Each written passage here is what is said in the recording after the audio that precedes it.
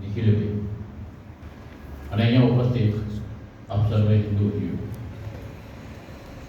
રાષ્ટ્રીય સ્વયંસેવક સંઘ પ્રેરિત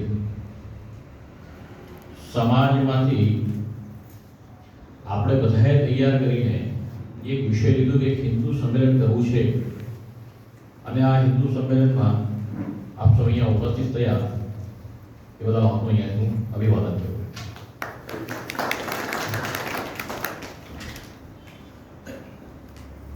વાતની શરૂઆત કરતા પહેલા એક કથા કહું. એટલે હું સ્વભાવ મારો શિક્ષક એટલે વાર્તાઓથી સમજાવવાનો વધારે પ્રયત્ન કરતો. એક કઠિયારો હોય છે, રોજ જંગલમાં જઈને લાકડા કાપે, લાકડા કાપીને પોતાના નગરમાં જઈને લાકડું બધું વેચે, એમાંથી જે પણ કંઈક આવ્યું હોય એમાંથી આખા દિવસનું જે પણ કંઈક જમવાનું થયું હોય, કદાચ એકાદ વખત જમવાનું મળી શકે, થોડું કમાય, જમે અને પછી સુઈ જાય. આ એની દિનચર્યા.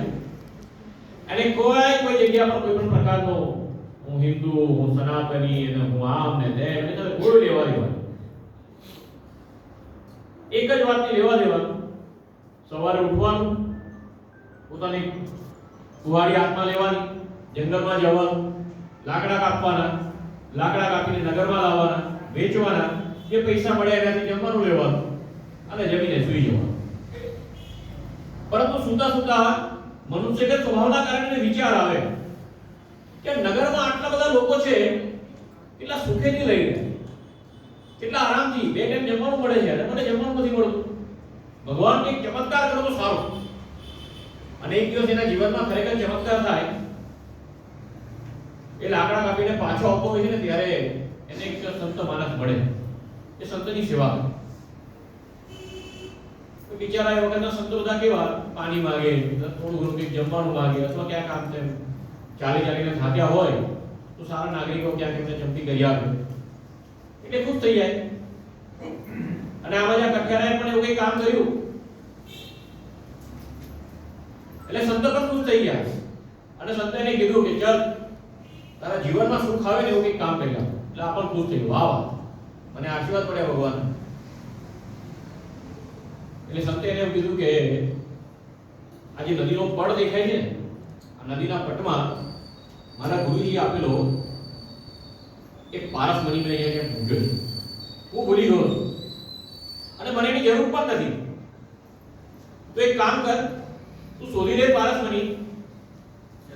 અને એનો ગુણધર્મ શું છે? તો ક્યાંય પણ લોખંડને અડકશે ને એટલે સોનું બની જશે. અને આ સોનું તું બજારમાં જઈને વેચે, એનાથી તારું જીવન સુખી થઈ જશે. એટલે કઠિયારો માણસ છે બિચારો, રોજનું જમવાનું પણ કરવાનું છે. એટલે હવે એને પોતાની દિનચર્યામાં થોડો ઉમેરો કર્યો. ઉમેરો શું કર્યો? સવારે ઉઠે, લાકડા કાપે, નગરમાં જાય, લાકડા વેચે, જમવાનું જે પણ મળે છે લે, ખાય અને જમીને સીધો નદી કિનારે જાય. નદી કિનારે જઈને એક એક પથ્થર ઉઠાવે. એક પથ્થર ઉઠાવે, પોતાની કુલાડી સાથે ઘસે અને કુલાડીને જોવે, હા નહીં હજુ લોખંડી જ છે, એટલે એ પથ્થરને ફેંકી દે. આનો ક્રમ બની ગયો. એક આખો દિવસ કામ કર્યું, બીજા દિવસ કામ કર્યું, એક અઠવાડિયું કામ કર્યું, એક મહિનો કામ કર્યું. આમ કરતા કરતા કરતા કરતા મહિનાઓ વીતતા ગયા. અને રોજ આમ કે અરે આજે પણ હજુ એ મને પારસમણી મળ્યો નથી. અને રાત્રે સુતા સુતા ભગવાનને પ્રાર્થના કરે કાલે તો મળી જ જશે, એટલે વિશ્વાસ પૂરેપૂરો. એક દિવસ થાય છે એવું કે રાત્રે જ્યારે સૂતો છે ને કુલાડી પર નજર પડે છે અને એકદમ ધ્યાનમાં આવે, અરે મારી કુલાડી તો એકદમ સોની થઈ ગઈ. અને ભાન થયું કે આજે ક્યાંક આખા દિવસમાં જેટલા પથ્થર મેં જોયા છે ને એમાં ક્યાંક ને ક્યાંક આ પારસમણી મારા હાથમાં આવી ગયો. એટલે હામડો બાપડો દોડતો દોડતો નદી કિનારે પાછું જાય છે કે આજે ક્યાં જગ્યાના પથ્થર મેં જરા કર્યા હતા એને જોઈ લો. પરંતુ કુદરતનું કરવું. એક દિવસ ઉપરવાસમાં વરસાદ પડ્યો અને નદીમાં પાણી આવ્યું અને એને જે જગ્યા પર બધા પથ્થરો જે આ મહેનત કરી હતી ને બધા પાણીની અંદર વહી ગયા બધા. અને આ ઉથલ પાથલ થઈ ગઈ.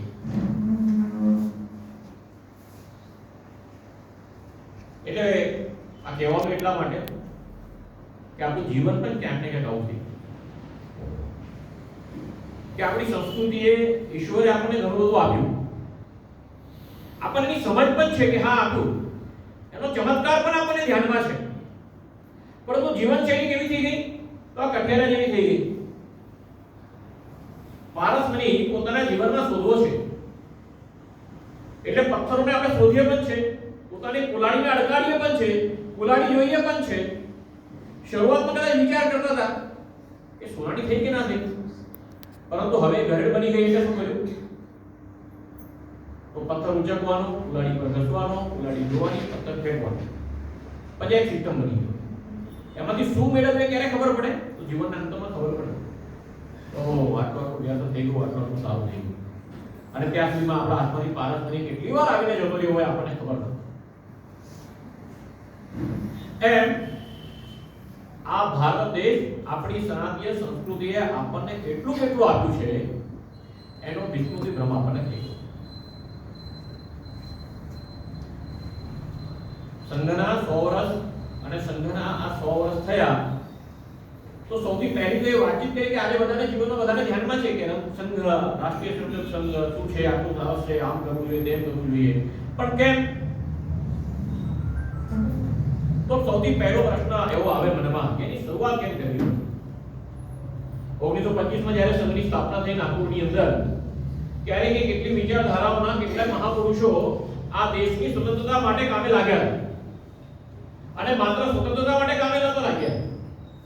પોતાનો આત્માનો ઉદ્ધાર થાય, સમાજનો ઉદ્ધાર થાય, વિશ્વનું કલ્યાણ થાય, આવા કઈ કેટલી પ્રવૃત્તિઓની અંદર ભારત અને વિશ્વના લોકો લાગી રહ્યા. તો પછી સંઘની જરૂરત શું કામ?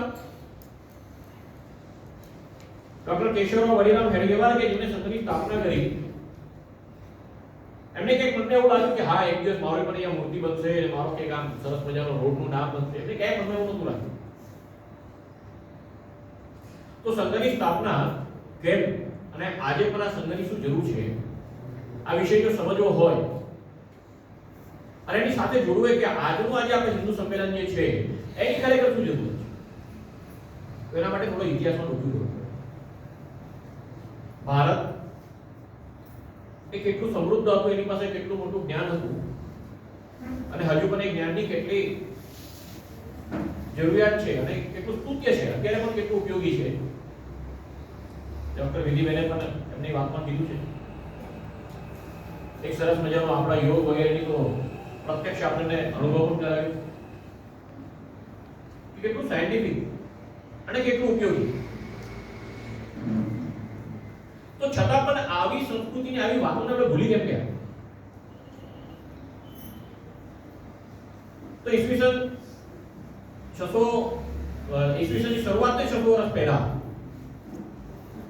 ભારતની ઉપર સૌથી પહેલી વખત એવું આક્રમણ થયું કે જેને એવું મનમાં વિચાર્યું કે મારે ભારતની ઉપર રાજ કરવું છે. એના પહેલા પણ આક્રમણો થતા હતા. ભારતની અંદર ઘણા બધા વિદેશીઓ આવ્યા, પણ એ વિદેશીઓ આવતો તો શેના માટે? ભારતમાંથી પોતાનું જ્ઞાન લેવા માટે, ભારત પાસે જે વસ્તુઓ છે એ. અને ભારતની ઉદારતા કેટલી કે જે વિશ્વને ભારતે અંક જ્ઞાન આપ્યું. શૂન્યથી માંડીને 9 સુધીના અંક એના જ્ઞાન હોવું જોઈએ, એનો ક્રમ આવો હોવો જોઈએ, જેને બતાવ્યું ઇન્ફિનિટી, જેને બતાવ્યું ગુરુત્વાકર્ષણનો નિયમ, જેને બતાવ્યો. અને એ જ્ઞાન લઈને પોતાના દેશમાં પાછા ગયેલા લોકો પોતાના નામથી જ્યારે એને પ્રસ્થાપિત કર્યું ત્યારે ભારતે ક્યાંય પોતાની પર કોપીરાઇટનો કે પેટન્ટનો ગુનો દાખલ નહીં કર્યો. અને ત્યાં સુધી કે અંક ગણિતને આજે પણ એરેબિક નંબર સિસ્ટમ આવા નામથી ઓળખવામાં આવે. એ ભારતીય નંબર સિસ્ટમ એવું નથી કે ભારતીય અંકશાસ્ત્ર એવું નથી. આજે પણ એને એરેબિક નંબર સિસ્ટમ એવા નામથી. કારણ કે અહીંયાથી આવેલા લોકો બધા છે કે એમને લાગ્યું કે અમે લોકો કહ્યું કે તમે કહ્યું એ વાત. તો ભારતનો મૂળ આત્મા શું છે? જ્ઞાનનો ફેલાવો. એટલે તેનું નામ ભારત છે. જ્ઞાનથી રદ, હા જ્ઞાન, અને એનાથી રદ એટલે આ ભારતનું નામ જ એના નામ છે. તો જ્ઞાનથી રદ સંસ્કૃતિ જેની છે એવા ભારતમાં રહેનારા લોકો પોતાની સંસ્કૃતિથી વિસ્મૃત થયા. સૌથી પહેલી વખતે જેને ભારત પર આક્રમણ કર્યું એ પણ અહીંયાથી નાસીપાસ થઈને હારીને ગયો. આપણે જેને સિકંદર ધ ગ્રેટ કહીએ છીએ, એલેક્ઝાન્ડર. યુનાનથી લઈને અહીંયા સુધી આવ્યો. રસ્તામાં એક એવો દેશ નહીં રહ્યો કે જે એને જીત્યો અને તેની સંસ્કૃતિને નષ્ટ ન કર્યો.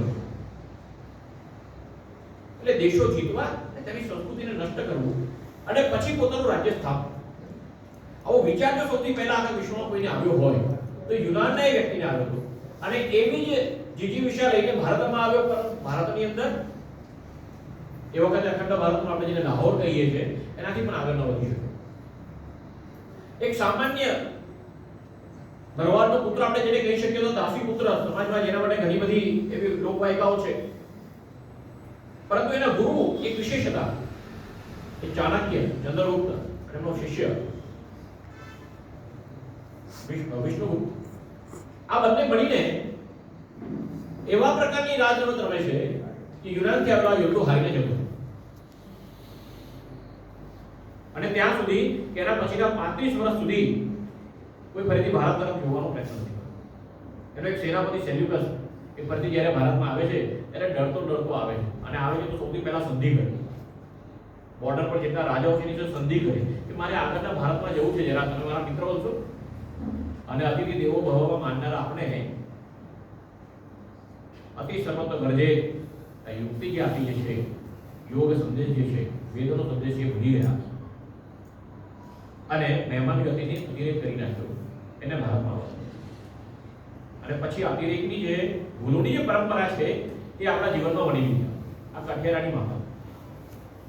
એટલે આપણી એટલી પણ વેદ સંદેશ છે એને માત્ર જીવનની અંદર ક્યાંક લખવા માટે, અને આજકાલ તો ફેશન થઈ ગઈ છે, કોલેજમાં રહું છું એટલે મને ધ્યાનમાં છે, છોકરાઓ વેદના સંદેશને એમ ટેટુ બનાવે સરસ મજાનો, અને ટેટુ પૂરતા મર્યાદિત થઈ આપણા પૂજા ઘરની અંદર ગીતામાં જેવું પુસ્તક મૂકેલું હોય તો આપણે એવું લાગે હા આપણે સનાતની કેટલા સરસ,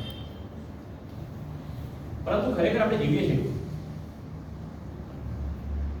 તો વિષ્ણુથી બ્રહ્મનો સૌથી પહેલો આઘાત એલેક્ઝાન્ડરે કર્યો, ત્યાર પછી તો ઘણા બધા લોકોએ કર્યું, અને છતાં પણ થોડા ઘણા આપણે એટલા સચેત રહ્યા કે એ લોકોને આપણામાં બનાવવાનો પ્રયત્ન, છેલ્લે ક્યાં સુધી બનાવવાનો પ્રયત્ન કર્યો તો એક શબ્દ પ્રયોગ આપણે ગંગા જમુના તહેરીર આવા નામનો શબ્દ પ્રયોગ કરવાનો શરૂઆત કે જે રણ પ્રદેશની અંદર ખાવાના પાપા હતા ત્યાંથી આવેલા યોદ્ધાઓ આક્રમકો ભારતમાં આવે અને ભારતની અંદર મોટી મોટી ઇમારતો બનાવેલી છે એવું પ્રસ્તાવિત કરીને આપણે પણ માની લઈએ કે હા તાજમહેલ જો સરસ મજાનો 7મો અજાયબ બની શકે એવા પ્રકારનો એક બનાવે અને આપણે સ્વીકારી પણ લઈએ, કઈ વાંધો નહીં. અમારી પાસે તાજમહેલ છે ને એ અમારા માટે ખુશીની વાત છે, ભલે તમે બનાવ્યો જાઓ ને કઈ વાંધો. આટલા બધા ઉદાહરણો આપણે આવો આપણા, પરંતુ આ બધામાં એક વસ્તુ ધ્યાનમાં આંખે ઉડીને વળગે એવી એક વસ્તુ શું આપણો પોતાનો સ્મૃતિ. 1857માં અંગ્રેજોની સામે જ્યારે આપણે વિપ્લવમાં હાર્યા, કારણો ઘણા બધા એટલે આપણને ધ્યાનમાં આવ્યું કે આ હારવાનું મુખ્ય કારણ જે છે એ કયા હોઈ શકે. તો એના પરથી સ્વતંત્ર મેળવવા માટેની નવી નવી ચળવળો ફરીથી શરૂ થઈ. કેટલાક યોદ્ધાઓને એવું લાગ્યું કે ના આપણે ફરીથી લડીને જીતી શકીએ, એટલે વસુદેવ બળવંત ફડકે જેવા ક્રાંતિવીરો પાછા ઉભા થયા અને અંગ્રેજોની સામે સ્વતંત્ર ક્રાંતિ આ વિચાર સાથે ભારતને ફરીથી સ્વતંત્ર કરવું અને આ પાથ પર ચાલી ગયા. અને પછી એમના અનુયાયી તરીકે ઘણા બધા લોકો આપણે જેને કહીએ છીએ ક્રાંતિવીર, આવા પ્રકારનું સંગઠન, એ પ્રકારની એક લડવડની પદ્ધતિ એ શરૂ જે ભગતસિંહ, રાજગુરુ, સુખદેવ, સાવરકરજી સુધી લંબાઈ. પરંતુ આ સ્વતંત્રતા મળ્યા પછી આ ક્રાંતિની જરૂર કેટલી? તો આજે ભારત સ્વતંત્ર થઈ ગયું, હવે ક્રાંતિની જરૂર લાગે છે. એટલે 1947 ની અંદર ભારત જ્યારે સ્વતંત્ર થયું ત્યારે પુણાની અંદર એક મોટો સમારંભ સ્વતંત્રવીર સાવરકરે કર્યો અને સમારંભની અંદર બધાની સામે પ્રસ્તાવિત કરીને કહી દીધું કે હા હવે આ ક્રાંતિની જે વિચારધારા છે એનું આપણે સમાપન કરીએ છીએ, કારણ કે ક્રાંતિની વિચારધારા કેમ શરૂ થઈ હતી? ભારતને સ્વતંત્ર કરવા માટે. અને આજે ભારત સ્વતંત્ર થઈ ગયું એટલે હવે આ ક્રાંતિની જરૂર નથી, આપણે એનું સમાપન કરીએ.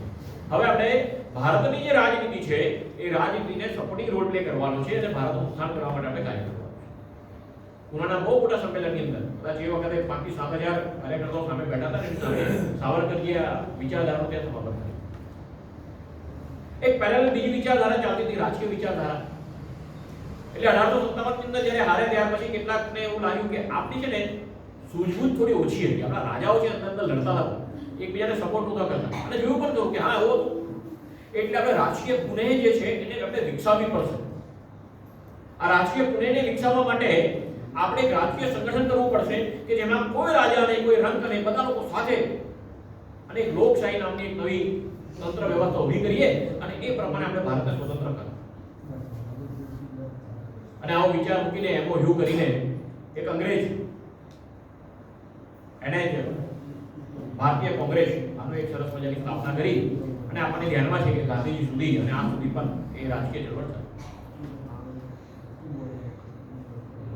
થઈ. ચળવળ તો ચાલુ રહી, ભારત સ્વતંત્ર થયું, પછી ગાંધીજીએ બધાની સામે પ્રસ્તાવ મૂક્યો હવે આપણે કોંગ્રેસનું વિલીન કરી લઈએ, પરંતુ માને નહીં. એવું લાગ્યું કે નહીં, હજુ ભારતમાં ઘણું કરવાનું બાકી છે અને આપણે રાજકીય રીતે ભારતને સક્ષમ બનાવીએ અને વિચારધારાને હજુ ઓર આગળ વધારીએ. પણ આપણને ધ્યાનમાં આવ્યું કે સ્વતંત્રતા પછી આ વિચારધારા એટલી બધી કારગર બની ગઈ. એટલે દર 5 વર્ષે ગરીબીના રોગના રોડવાના, દર 5 વર્ષે બેકારી છે એવું રડવાનું અને પછી જીતવાનું, આ કામ ચાલુ રહ્યું. પરંતુ ભારતને જે આગળ વધવું જોઈએ એની પર કેટલું કામ થયું તો એની પર કામ નહીં. એટલે કદાચ આ પક્ષ પણ જે છે એ એક પરંપરાગત જેમ આપણે આ કઠિયારાની જે વાતચીત કરી એના મુજબનો કદાચ કર્યો. એક બીજો બહુ સરસ મજાનો એક વિચાર હતી 1857 પછી ચાલુ કે આપણે હાર્યા કે સમાજમાં કેટલીક બદીઓ હતી. છૂવાછૂત હતું, સ્ત્રીઓનું સન્માન જે સમાજમાં થવું જોઈએ એવું નહોતું થવું, કેટલીક કુરીતિઓ આપણી પાસે આવી ગઈ છે. તો રાજા રામમોહન રાયજી છે, દયાનંદજી સરસ્વતી છે, આ બધા કાર્યકર્તાઓએ ભેગા મળીને, મહાપુરુષોએ ભેગા મળીને આવા પ્રકારની સરસ મજાની ચળવળ કે જેને સમાજનો ધારક ચળવળ આવા નામથી નથી. કોઈ આર્ય સમાજના નામથી કહ્યું અને કોઈને સમાજ સેવાના નામથી કહ્યું અને કોઈએ પોતે સ્વતંત્ર રીતે કહ્યું, જ્યોતિબા ફૂલે પોતાની યાદ સ્વતંત્ર રીતે કહ્યું.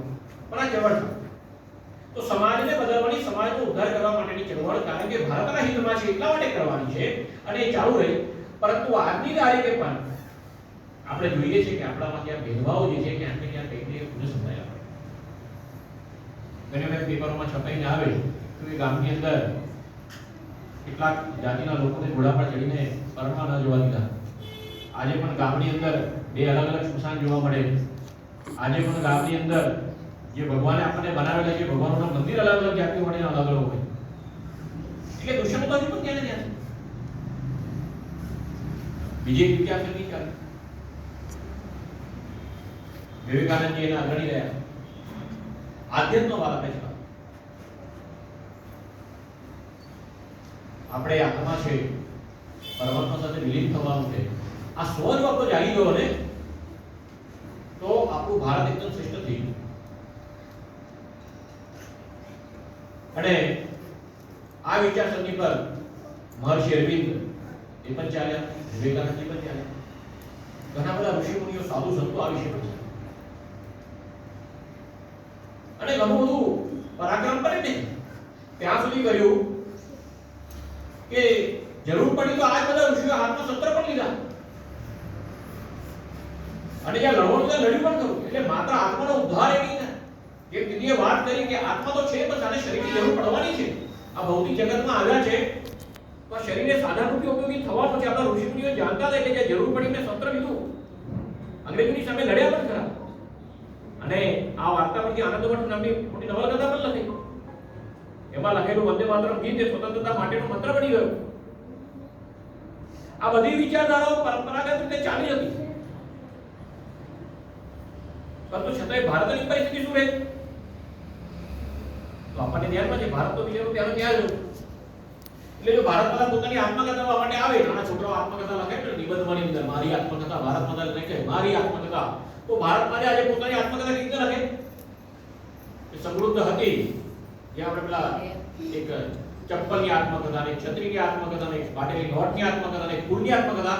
કદાચ એ જ ઘરેમાં ભારત માતા પોતાની આત્મકથા કે શરૂઆત એકદમ સમૃદ્ધિથી થઈ, પરંતુ અત્યારે વિચારી થઈને પડી. અને આ વાત જ્યારે મનમાં આવે ત્યારે ફરીથી ધ્યાનમાં આવે કે કેમ આ બધું થયું. તો ફરીથી બધા લોકોના મનમાં હતું કે આપણે પોતાનો સ્વ ભૂલ્યા છે. પણ આ સ્વ એટલે શું? તો દરેક જણે પોતાના સ્વને કેવી રીતના ઓળખ્યો? તો આપણને બધાને પેલા આંધળાઓની વાર્તા ખબર છે. એક હાથી આવતો હોય ને બધા આંધળા એને જ્યારે પકડતા હોય તો દરેક જણ પોતાની જગ્યા પર એકદમ સાચા છે, ક્યાંય કોઈ ખોટું નથી. પરંતુ એમનો અનુભવ ક્યાં છે? તો જેને હાથીની પૂંછડી પકડી છે એનો અનુભવ છે કે હાથી દોરી જેવો હોય. એમ જેને ભારતની સનાતનીને જેવી રીતે જાણ્યું કે એવી રીતે એને પોતાની વ્યાખ્યાયિત કરી. મને ચાલે સંઘે પોતે કઈ વ્યાખ્યાયિત કર્યું કે? તો સંઘે કીધું કે આપણે વ્યાખ્યાયિત નથી કરવું, ભાઈ રહેવા દો. આટલા બધા કર્યું છે એમના અનુભવને આપણે જોયા. એટલે ડોક્ટર હેડગવારજીએ કે ખરેખર સનાતન શું છે, તો આટલા દિગ્ગજ મહાનુભાવો છે એમને પોતે ક્યાંક ને ક્યાંક અનુભવ્યું છે અને બધા સાચા છે, પરંતુ આ જે સત્યતા છે એનો સમન્વય કેવી રીતના, એને ભેગું કેવી રીતના કરવું, અને સમન્વય કર્યા પછી એમાંથી જે શક્તિપુંજ ઉભો થાય, જે શક્તિ ઊભી થાય, એનાથી સમાજનું પરિવર્તન કેવી રીતના થાય, એના માટે તંત્રની રચના કરવી પડે. અને આ તંત્ર એટલે શું? તો રાષ્ટ્રીય સ્વયંસેવક સંઘમાં 1 કલાકની જે શાખા લાગે છે કે 1 કલાકની શાખાની અંદર કેટલાક શારીરિક કાર્યક્રમો થાય, શક્તિવર્ધક કાર્યક્રમો, કેટલાક માનસિક કાર્યક્રમો થાય, મન થોડું મજબૂત બને એના માટેના કાર્યક્રમો થાય, કેટલાક આધ્યાત્મિક કાર્યક્રમો પણ થાય. પ્રાર્થના ગાતા હોય ત્યારે હલવાનું નહીં, ગમે તે થાય, સાધના એટલે સાધના, આવા પણ કાર્યક્રમ. અને આમ કરીને કુલ મળાવીને એક વ્યક્તિનું નિર્માણ થાય અને નિર્મિત વ્યક્તિ જે છે શું કરે? તે સમાજને બદલાવે.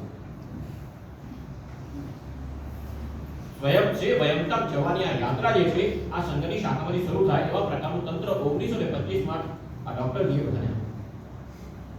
આજે યાત્રાના 100 વર્ષ પૂરા. પરંતુ એ યાત્રા હવે પૂરી કરવા દેવી છે કે નહીં? તો અત્યારે વાહવા તો થઈ, બરાબર છે કે નરેન્દ્ર મોદીજી સંઘના કાર્યકર્તા હતા અને એટલા માટે આટલું સારું કામ કરે. એમના પછી શું? તો 1857 પછી જે 5 વિચારધારાઓની ચાલી એના સિવાય પણ બીજી ઘણી બધી વિચારધારાઓ હતી કે ભારતને સ્વતંત્ર કરી લીધો અને એના માટે આટલું કામ કરવાનું છે, એના પ્રયત્નશીલ પણ થયા. પરંતુ સ્વતંત્ર થયા પછી શું? ભારત એકવાર સ્વતંત્ર થયો છે એવું તો છે નહીં, પહેલા પણ ક્યારેક સ્વતંત્ર થયો, ભવિષ્યમાં નહીં થાય એના માટેની ગેરંટી કેટલી?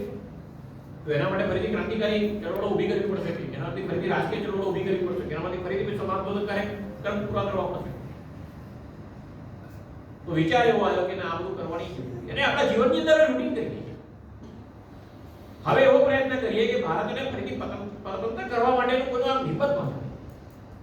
તો ભારતને કેવો બનાવવાનો? તો વિશ્વગુરુ બનાવવાનો. કેમ ભારતને વિશ્વગુરુ બનાવવાનો? તો વિવેકાનંદજીએ બહુ સરસ મજાની વાત કરી કે દરેક રાષ્ટ્ર જે છે એની પોતાની નિયતિ હોય છે અને જ્યારે રાષ્ટ્રનું ઉત્થાન થાય ત્યારે એ પ્રકારની નિયતિનું ઉત્થાન થાય. એટલે એક નિયતિ, આપણે જેને મોગલ નિયતિ જેને કહેતા હોઈએ છીએ, કે રણપ્રદેશમાંથી ઉઠેલો એક વ્યક્તિ ધર્મના જન્મ પર જ્યારે વિશ્વ પર જ્યારે ચડી બેસે ત્યારે વિશ્વની સંસ્કૃતિનો નાશ કરવાનો અને પોતાના ધર્મનો પ્રચાર કરવાનો અને બધાને પોતાના ધર્મને બનાવવા, આ એ આરબ કન્ટ્રીની જે નિયતિ હતી એને પોતાની જાતે કરી બતાવી. આજે પણ વિશ્વની અંદર સૌથી વધારે જો કોઈ ફેલાવતો ધર્મ અને વધારે વૃદ્ધિ પામતો ધર્મ છે, આપણે ધર્મ તો ન કહીએ પરંતુ સંપ્રદાય આપણે જેને કહીએ તે મુસલમાન છે. એની નિયતિ છે કે બધાને મુસલમાન, પરંતુ એ નિયતિ પછી કરે છે શું? તો મુસ્લિમ બન્યા પછી શું? અંદર તો ઝઘડવું. આજે આપણે જોઈ રહ્યા કે જે દેશો મુસ્લિમ છે એ પણ અંદર ઝઘડી રહ્યા છે. બીજા કેટલાકની નિયતિ છે.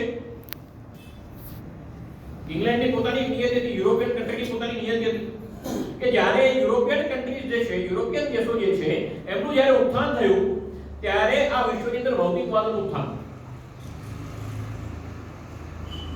કન્ઝ્યુમરાઇઝેશન આપણે જેની વાતચીત કરીએ, ઉપભોક્તાવાદ, અને એને એટલું સરસ મજાનું પોતાનું કામ કર્યું કે આજે પણ એવું લાગે કે આપણા ઘરની અંદર આપણે જો એક ટીવી ઓછું રાખ્યું તો એવું થાય કે આપણે બેડરૂમમાં એક ટીવી લાવવા જેવું છે નહીં? આજે આપણે એક જ ફર્નિચર બહાર દિવાણખંડમાં પડ્યું છે તેવું લાગે કે ના ના આપણા બેડરૂમની અંદર એકાદ કોઈ આવે કરે તો દેશો માટે જોઈએ. ઉપભોક્તાવાદ એટલે ક્યાં સુધી પ્રસારિત કર્યો? તમારી ટૂથપેસ્ટ અલગ ને મારી ટૂથપેસ્ટ અલગ, તમારું બ્રશ અલગ મારું બ્રશ અલગ, ત્યાં સુધી સાબુ પણ અલગ થઈ ગયો. કોરોના વખતે એવી પણ વાતચીત કરી દીધી કે હવે તો મને ખબર છે મેં નાના હતા ત્યારે એવું હતું કે અમારા મોટા ભાઈએ જે કપડાં પહેર્યા ને એમને આપે એટલે ભાઈ હવે તારો અને હું પછી મારા નાના ભાઈને આપું હવે તારો. અને કોરોના સમયમાં આપણને એટલો તો ઉપભોક્તાવાદ આપી દીધો કે કોઈનો રૂમાલ પણ નહીં વાપરવો, કે જે રૂમાલ કોઈને બિચારાને બીજા આપવા માટે નહીં કરો, જેને કહેવાય સિમ્બોલ. આવું ઉપભોક્તાવાદ એટલે એનું કામ બહુ સારી રીતે કર્યું. આપણે એવું નહીં કે એને કંઈક ખોટું કામ, દરેકે પોતાનું નિયતિનું કામ બહુ સારી રીતે કર્યું. તો ભારતનો વારો છે કે હવે તો ભારત જ્યારે એકદમ વિશ્વગુરુ પર જ્યારે આવશે તો એની નિયતિ શું છે? તો જ્યારે ભારત વિશ્વગુરુ પર હતો ત્યારે પણ નિયતિ શું હતી? તો વસુદેવ કુટુંબકમની નિયતિ હતી. આનો બંધરા થતો યંતુ વિશ્વતઃ, વિશ્વમાં જેટલું સારું છે એ બધું મારા તરફ આવે હું એને સ્વીકાર કરું અને સમાજમાં પ્રસારિત કરું. આ ભારતનો વિચાર છે. એટલે ભારત જ્યારે વિકસિત પામશે, ભારતનો જ્યારે ઉદ્ધાર થશે, ભારત જ્યારે વિશ્વગુરુ પર રહેશે તો આ વિચાર જે છે એ સમાજમાં પ્રસારિત થશે અને સમાજમાંથી વિશ્વની અંદર પ્રસારિત થશે. અને એટલા માટે ભારતનો ઉદ્ધાર કરવાનો છે, ભારતને મોટું બનાવવાનું છે, ભારતને વિશ્વગુરુ બનાવવાનું. અને સંઘની સ્થાપનાનું જો કોઈ મૂળ કારણ હોય ને તો એ સંઘના પ્રાર્થનાની સૌથી છેલ્લી લીટીમાં લખેલું છે ભારત માતા કી જય. તમે એક એક પ્રકારે ગમે તેવી રીતના જીવો, પરંતુ જીવવાની પદ્ધતિ, એનું લક્ષ્યાંક, એનું દ્રષ્ટિબિંદુ શું હોવું જોઈએ? તો ભારત માતા કી જય. હું રડું ને તો પણ મારી ભારત માતાનો જય થવો જોઈએ, હું હસું તો પણ ભારતનો જય થવો જોઈએ, હું કદાચ ક્યાંક નોકરી કરતો હોઉં તો પણ ભારત માતાનો જય થવો જોઈએ, હું મારો ધંધો કરતો હોઉં, બિઝનેસ કરતો ત્યાં ભારત માતા કી જય થવી જોઈએ, હું મારો આધ્યાત્મ, મારું કલ્યાણ કરતો હોઉં તો એમાં મને ભારતનો જય થવો જોઈએ, હું સેવા કરતો હોઉં તો ભારતનો જય થવો જોઈએ. આ ભારત માતા કી જય કેવી રીતના થશે? માની તો લીધું કે ભારતનો જય કરવો છે, સ્વીકારી પણ લીધું કે કેમ કરવાનું, વિશ્વના કલ્યાણ માટે કરવાનું છે, પણ થશે કેવી રીતના? તો એના માટેની કુલ બની રહી. આપણે નાના નાના સ્ટેપ લઈએ, માઇલસ્ટોન. જ્યારે એક જગ્યા પરથી બીજી જગ્યા પર જવું હોય તો આપણે જેમ કહીએ ને કેટલો રસ્તો કપાયો, 1 કિલોમીટર કપાયું, 2 કિલોમીટર કપાયું, હવે વડોદરા કેટલું દૂર, આટલું દૂર, સુરત કેટલું દૂર, આટલું દૂર, મહેસાણા જવું છે કેટલું દૂર, આટલું દૂર. તો એના માઇલસ્ટોન આવે. તો સંગે પણ આ શતાબ્દી વર્ષે કેટલાક માઇલસ્ટોન નથી ગયા. એમાંનો પહેલો માઇલસ્ટોન એટલે શું? તો સ્વનું જાગરણ, પોતાની જાતને ઓળખવાનું. આ ઓળખવાના માત્ર આધ્યાત્મિક દ્રષ્ટિથી ઓળખવાના નથી, ભૌતિકવાદી દુનિયા છે. આજે આખા વિશ્વની અંદર સૌથી વધારે રાજ કોણ કરતું હોય, સૌથી વધારે પ્રભાવ કોનો હોય કે ઇકોનોમી સ્ટ્રોંગ છે એવું આપણે માનવું જ પડશે. આપણે સમાજમાં રહીએ છીએ એટલે આ સમાજની જે પણ ભૌતિકવાદો છે, જે લૌકિકતાઓ છે એને સ્વીકારવી પડશે. તો હું જેટલું પણ વાપરું છું ભારતનું વાપરું, હું ભારતની જેટલી પણ વસ્તુઓ છે એને સૌથી પહેલો પ્રેફરન્સ આપું, હું ભારતની ભાષાઓને પહેલો પ્રેફરન્સ. એટલે જેમ મેં વાત કરી કે મારી પોતાની ભાષા એની પર મારું પ્રભુત્વ હોય, એની પર હું વાતચીત કરું. અમને એક જગ્યા પર ઇન્ટરવ્યુ માટે ગયો અને એમણે મને કીધું આમ ઇંગ્લિશમાં વાતો કરવાની શરૂઆત કરી અને હું હિન્દીમાં જવાબ આપું. સતત 10 મિનિટ પછી એમણે મને સામેથી એક પ્રશ્ન પૂછ્યો મને કે તમે એક કંપનીના સીઈઓ છે અને છતાં પણ તમે હિન્દીમાં કેમ જવાબ આપો? એટલે મેં કીધું કે તમે ભારતીય છો ને? તો હા. હિન્દી આવડે છે? હા. બસ તમને પણ આવડે છે, હું પણ વાંચું. એવું નથી કે ઇંગ્લિશ નથી આવડતું. સીબીએસઈ માં શિક્ષક રહ્યો કે 25 વર્ષ સુધી એટલે ત્યાં છોકરાઓને ઇંગ્લિશમાં જ ભણાવે, પરંતુ બની શકે ત્યાં સુધી હિન્દીમાં વાત કરવાનું વધારે જરા પસંદ. અને એટલા માટે પોતા સ્વને જાણવાના, ભારતનો સ્વ શું છે એને જાણવાનું અને એ વસ્તુનો વધારે ઉપયોગ કરવાનો. ખાલી ઇકોનોમી સુધી આને મર્યાદિત નથી રાખવું. તો ભારતની જીવનશૈલીને પણ આપણે પોતાના જીવનમાં ઉપયોગી કરવી પડશે. ભારતની રહેણી કરવી, ભારતનો પહેરવેશ. તો અત્યારે ભૌતિકવાદની અંદર જેટલું આવી ગયું છે બધું આપણે સ્વીકારી લઈએ, પરંતુ એની અંદર પણ ભારતીયતા કેટલી હોઈ શકે એને વિચાર કરીને શુદ્ધ બુદ્ધિથી આ સ્વનો સ્વીકાર કરવાનો એ રીતના આપણે જીવન જીવવાનું. આ સ્વનો પોતે સ્વીકાર કર્યો પછી શું કરવાનું? તો બીજાનો સ્વીકાર કરાવવો પડશે. કેવી રીતના કરાવવો પડશે? તો પોતાના કુટુંબમાં કરાવવો પડશે. કારણ કે સૌથી પહેલું નાનું યુનિટ તો કુટુંબ જ છે. આજે પણ કોઈ કહે કે ભારત આટલા બધા આક્રમણો પછી પણ, 1000 વર્ષની ગુલામી પછી પણ ફરીથી પોતે ભારતીય તરીકે આપણે જો આમ પોતાનો ગર્વ લઈ શકતા હોય એનું મુખ્ય કારણ શું? એનું મુખ્ય કારણ છે આપણી કુટુંબ વ્યવસ્થા. એટલી સ્ટ્રોંગ હતી કુટુંબ વ્યવસ્થા કે જેના કારણે આજે પણ આપણે હારે. મેકરોએ જ્યારે અંગ્રેજી શિક્ષણ પદ્ધતિથી ભણાવવાનું શરૂ કર્યું તો એને એવું લાગ્યું એ વખતે જે લાખો કરોડોની અંદર જે બધા ગુરુકુળ ચાલ્યા બંધ થઈ જશે એટલે હવે આપણે અહીંયા બધા અંગ્રેજો બનાવવાના શરૂઆત કરી. એટલે મિશનરી સ્કૂલો શરૂ કરી, એમાં છોકરાઓને ભણાવવાના શરૂ કર્યા. એ છોકરાઓ ઘરે જાય, મા દાદા સાથે બેસે, વાતચીત કરે, ફરી પાછા સ્કૂલમાં આવે. એટલે ગઈકાલે એમના મેડમે જે ભણાવ્યું તો ગોડ ઇઝ ગ્રેટ એ ભૂલી જાય અને ત્યાં આગળ જઈને સીધા નમસ્કાર, વંદે માતરમ, જય શ્રી કૃષ્ણ આવું બોલવાનું ચાલુ. એટલે ફરી પાછું વિચાર આવ્યો કે આ મેકોલે જે સિસ્ટમ આપી એ ખોટી છે કે ક્યાંક બીજે કઈ ગડબડ છે. એટલે ફરી સર્વે કર્યો પાછો એમને. અમે ડેટા એનાલિસિસમાં અંગ્રેજો ખરેખર ખૂબ સારા. એટલે એમને સર્વે કર્યો અને સર્વે કર્યો પછી ખબર પડી કે આ ગડબડ ક્યાં થાય છે ગુરુકુળ તો બંધ કરી દીધા, પરંતુ હજી બી કુટુંબ વ્યવસ્થા એવી રહી છે જ્યાં સુધી એને તોડી રહીને ત્યાં સુધી ફરી આપણે અંદર જોવાની છે અને આપણે પક્ષોથી આ કામ કરવાની શરૂઆત ક્યાં સુધી તોડી? તો હવે મારું કુટુંબ અને આપણે ગર્વથી પાછા લખતા આવ્યા હતા નાનું કુટુંબ સુધી કુટુંબ ત્યાં સુધી પહોંચ્યા અને આજે સમાજની અંદર ક્યાં સુધી ચાલી રહ્યું છે? હું એકલો સ્વતંત્ર સારું છું, મારી પાસે કોઈ આધિપત્ય ન હોવું જોઈએ, ન મારી પત્ની અથવા પતિ હોય તો એને કે મારા પતિ, હું એકલો છું. કદાચ પતિ પત્ની કદાચ જોડે પણ ગયા હોય તો હવે બાળકો નથી ચાલશે. ભગવાને જ્યારે સૃષ્ટિની રચના કરીને ત્યારે આવો તો કોઈ વિચાર મૂક્યો નહોતો, કે તો નિરંતર જ આવતો પ્રવાહ છે. સૃષ્ટિનું સર્જન, એનું વિસર્જન આપણા ત્રિદેવની અંદર આપણે એને વળી લીધું અને છતાં પણ એ વિચારને આપણે નકારવા લાગ્યા ત્યાં સુધીનો એમને આપણો વિચાર પડતો કરવાનો પ્રયત્ન. તો કોને સ્ટ્રોંગ બનાવવાનું પડશે? આપણે આપણા કુટુંબને બનાવવું પડશે. આપણે બધા લોકોને 100% હજુ પણ સ્વીકાર નથી કર્યો, એટલા માટે ભારતીય સંસ્કૃતિ ટકી રહી છે. અહીંયા જે દિવસે આ વિચાર ઉઠ્યો તે દિવસે ભારતીય સંસ્કૃતિ ટકી ગઈ. કોઈને આ વિચાર પણ નહીં આવે કે હિન્દુ સંમેલન કરવું છે. એટલે સંમેલન શબ્દ પણ નહીં આવે, સંમિલિત થવું, બધા ભેગા થવું, આવો વિચાર જ કરી નહીં આવે. હું મારામાં સ્વતંત્ર છું. એટલે કુટુંબને સૌથી પહેલા આપણે કુટુંબમાં કઈ કઈ પદ્ધતિ છે આપણી પાસે તો આપણને ધ્યાનમાં છે. સવારે ઉઠીએ ત્યારથી લઈને રાત્રે સૂઈએ અને સૂતા પછી પણ આ સૃષ્ટિ આપણને જે આપ્યું છે એને પાછું ક્યાંક ને ક્યાંક કૃતજ્ઞતાનો સ્વીકાર કરીને આપણાથી શક્ય એટલું પાછું આપવાનું. આ પ્રકારની જીવન પદ્ધતિ આપણા કુટુંબમાંથી આપણે શીખવાડવાનું. જમતી વખતે પહેલો કોડિયો એને આપવાનો અને છેલ્લો કોડિયો કૂતરા માટે રાખવાનો. સવારે એટલે સૂર્ય ભગવાનને અર્ઘ્ય આપવાનું, તુલસી માતાનું પૂજન કરવાનું. પ્રકૃતિનું પણ જતન થઈ જાય, પ્રાણીઓનું પણ જતન થઈ જાય, વડીલોને આશીર્વાદ પણ મળી જાય. ઉઠીને સમુદ્ર વટને દેવી પર્વતસ્તર મંડલે કરીને જે પૃથ્વી પર જન્મ્યા છે પૃથ્વીનો આભાર માનવાનો. આવા પ્રકારની જીવનશૈલી આપણા પરિવાર. એટલે પોતે વિચારવાનું, કુટુંબને સારું શીખવાડવાનું અને કુટુંબને એક રાખવાનું. આવું એક બીજું કુટુંબ પ્રબોધન આવા પ્રકારની વાત છે કે આપણે કુટુંબને મજબૂત ફરીથી બનાવવાનું. એટલે પહેલો માસ્ટર પોતાની જાતને ઓળખવાનો, બીજો માસ્ટર છે કુટુંબને સક્ષમ બનાવવાનો. ત્રીજો માસ્ટર એટલે શું? તો કુટુંબ તો સક્ષમ થઈ ગયું, હવે શું? તો હવે આપણે સમાજને સક્ષમ બનાવવો પડશે. એટલે ત્યાં વેદોની અંદર એક લખ્યું છે કે તેજે દેકમ કુલત્યાર્થે ગ્રામત્યાર્થે કુલમ તેજે ગ્રામમ જનમનસ્યાર્થે આત્માર્થે કૃષિ. જ્યારે કુટુંબનું ભલું થતું હોય ત્યારે આપણે પોતાને હિત અહિતની ચિંતા નહીં કરવાની, આપણે કુટુંબ પહેલા ભલું કરીએ. તો જ્યારે સમાજની વાત આવે ત્યારે કુટુંબને છોડીને સમાજ સુધી આગળ વધવાનું. એટલે એક સ્ટેપ આગળ વધવાનું. હવે સમાજને આપણે સમૃદ્ધ બનાવવાનું. કોણ બનાવશે? તો અહીંયા બેઠેલા છે દરેકે આ કામ કરવું પડશે. આપણે બધાએ ભૂલથી પણ પેલા કઠેરા જેવું નથી કરવાનું. હિન્દુ સંમેલનમાં ગયા હતા, બહુ સારું બોલ્યું, પેલા વક્તા બહુ સારું બોલ્યા હતા, બહુ મજા આવી. થોડો સમય થઈ ગયો, થોડા થઈ ગયા, પણ હા મજા આવી. તો આવા સંદેશો લઈને નથી જવાનું. સંદેશો લઈને જવાનો છે. મારા ઘરની આજુબાજુમાં ક્યાંક એવું કંઈક છે કે જેને એવું લાગે કે હા હું આ સમાજનો અંગભૂત ઘટક છું. એ પછી કદાચ આપણે માર્કેટમાં નીકળ્યા હોય, કોઈ ભિખારી ત્યાં બેઠો હોય ત્યારે એને ખભા પર હાથ મૂકીને વાતચીત કરીએ આપણે. કે એને એવું લાગે છે કે હા જ્યારે આપણને લૂંટાય ત્યારે લૂંટી લેવાનું.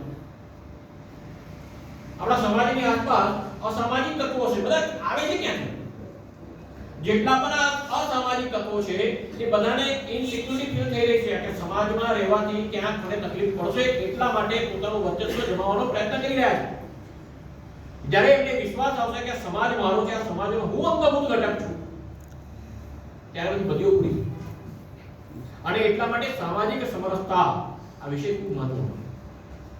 આપણા ઘરે કામ કરતા આવનારા જે પણ બહેનો હોય, ભાઈઓ હોય, આપણી સોસાયટીમાં સિક્યુરિટી તરીકે કામ કરતા ભાઈઓ હોય, આ બધા સાથેનો આપણો વ્યવહાર કેવો છે? સમાનતાનો છે કે? શરૂઆત દ્રુપદ એવો સૌ વાતચીત કરી હતી, હિન્દુ સહોદરા સર્વે, એટલે આપણે બધા હિન્દુઓ બધા સાથે છે, એક સરખા છે. ઋગ્વેદની અંદર હિન્દુઓ માટે એક સૂત્ર લખેલું છે નાનું, ન હિન્દુ પતિતો ભવેત હીન દુષ્યંતિ ઇતિ હિન્દુ. કે હિન્દુ ક્યારેય ખોટા કામ કરે નહીં અને જે હીનતાને ત્યાગે એને હિન્દુ કહેવાય. આપણે એવા હિન્દુ બનવાનું છે. માત્ર ગીતાજીનું પુસ્તકને મંદિરમાં મૂકીને સનાતની હિન્દુ નથી બનવાનું, કે ખાલી ચાંદો કરીને ચોટી રાખીને સનાતની હિન્દુ નથી બનવાનું.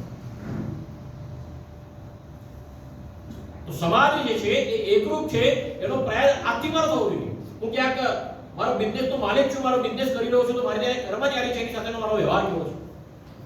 માનવતાવાદી વ્યવહાર છે તેનું શોષણખોરી હું કરી રહ્યો છું? આ વિચાર આપણે કરવો પડશે. દરેકે દરેક ક્ષેત્રની અંદર આપણે વિચાર કરવો પડશે કે આપણે બધા એક સમાન છે. હા, દરેકે પોતાનું કર્મ કરવાનું છે, નક્કી છે. એટલે કદાચ આજે મારું કર્મ અહીંયા છે, મારે અહીંયાથી બોલવાનું છે તો આ ખુરશી પર બેઠો છું, પરંતુ કાલ કરીને આપણામાંથી કોઈનો અહીંયા વારો આવશે, હું કે નીચે બેસીશ. આ સહજતાથી એકબીજા સાથેનો જે આત્મીયતા ભાવ છે આપણે સમાજની અંદર જાળવો. આ બધું કર્યા પછી શું કરવું પડશે? આપણે બધું કરવાનું કે તો પોતાનું જાગરણ, કુટુંબને મજબૂત અને કુટુંબ અને પોતાના દ્વારા સમાજનું સંગઠન કરીને થશે શું? તો મુખ્ય બે કામ કરવાના કે જેનાથી ભારત જે છે એ સારું થવાનું. એમાંનું પહેલું કામ એટલે શું? તો આપણી જીવનશૈલીના કારણે આ વિશ્વને જેટલું પણ નુકસાન થયું છે, વિશ્વને એ નુકસાનની ભરપાઈ કરવાનું. અને સૌથી પહેલું નુકસાન જ્યારે આ યાદ આવે ત્યારે પ્રદૂષણ એવું મનમાં યાદ આવે. સૌથી સરળ ઉપાય એટલે શું? તો વૃક્ષારોપણ કરવું. એવી વસ્તુનો ઉપયોગ કરવો જે ફરીથી આપણે કામમાં લાગી શકીએ. એટલે પ્રકૃતિનું જતન કરી શકે એવા પ્રકારની જીવનશૈલી. અને સૌથી છેલ્લો વિષય એટલે પોતે નાગરિક તરીકેની પોતાની ફરજો નિભાવી શકે. એટલે આપણને ઘણી વખત એવું થાય અમેરિકા બહુ સારું, ઇંગ્લેન્ડમાં જઈએ તો રસ્તા કેવા સાફ મળે, ના મળે, તો મનમાં સારું લાગે આપણને જોઈએ એટલે. તો એના રસ્તા આપણે બગાડ્યા, આપણે જોઈએ ના મળી ચોખ્ખા નહીં રાખવાના.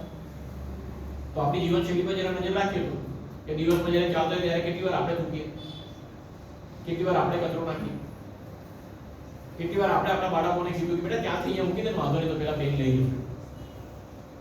કેમ? આપણી ફરજ નથી કે આપણે એને કચરા પેટી સુધી પહોંચાડીએ કચરા? તો નાગરિક તરીકેની આપણી જે નાની નાની ફરજો છે કે સમાજની સાથે મારે જીવવું હોય તો સમાજના બીજા લોકોનું પણ ધ્યાન રાખવું પડે, પ્રકૃતિનું ધ્યાન આપવું પડે, નાના નાના જીવજંતુનું ધ્યાન આપવું પડે. એવા પ્રકારની જીવનશૈલી જોઉં છું, એવા પ્રકારનો જીવ છે એનો મતલબ કે હું નાગરિક ધર્મનું પરિપાલન કરીએ. અને આ બધાનો સમન્વય થાય એટલે એને કહેવાય એક ધર્મ, માનવ ધર્મ તરીકે આપણે જોઈએ. અને માનવ ધર્મ શીખવવાનું કોણ છે? લખી રાખજો અહીંયાથી, ક્યાંય અતિશયોક્તિ નથી. વિશ્વમાં જ્યાં જ્યાં હિન્દુત્વ છે, સનાતનની જ્યાં આગળ પોતાનો વિશ્વાસ છે, ત્યાં આવા પ્રકારનું ક્યાંક વિચારસરણી ત્યાં જોડેલી રહી. ધર્મના આધાર પર જે રાજ્ય ચાલ્યા છે ત્યાં ત્યાં આ બધા વિચારો વિશેનો લોપ થઈ ગયો. મહર્ષિ અરવિંદે સરસ મજાની વાતચીત કરી કે આ વિશ્વની અંદર જેટલા પણ પ્રશ્નો છે એ પ્રશ્નોનું નિરાકરણ માટે વિશ્વના બધા લોકો બેસે અને એનું નિરાકરણ કેવી રીતે નીકળવું એના માટેનો જો રસ્તો કાઢે તો એ રસ્તાનું મૂળ જે છે, એનો મૂળ વિચાર જે છે ને એ હિન્દુત્વમાંથી જ મળવાનો છે. અને આવા હિન્દુત્વને આપણે આગળ વધારવાનું છે. પોતાથી પોતાનો પરિવાર, પોતાના પરિવારથી સમાજ, સમાજમાંથી સમાજ જાગૃતિ અને સમાજ જાગૃતિમાંથી વિશ્વનું કલ્યાણ. આ જે વિચાર જે છે એ વિચાર લેવા માટે આજે આપણે અહીંયા હિન્દુ સંમેલન માટે અહીંયા આગળ આવ્યા છે.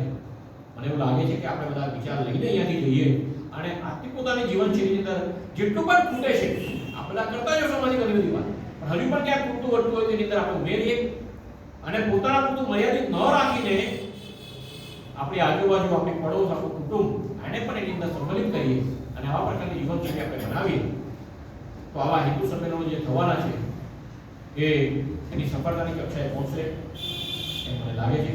બસ એમ કહીને સૌને વંદે માતરમ.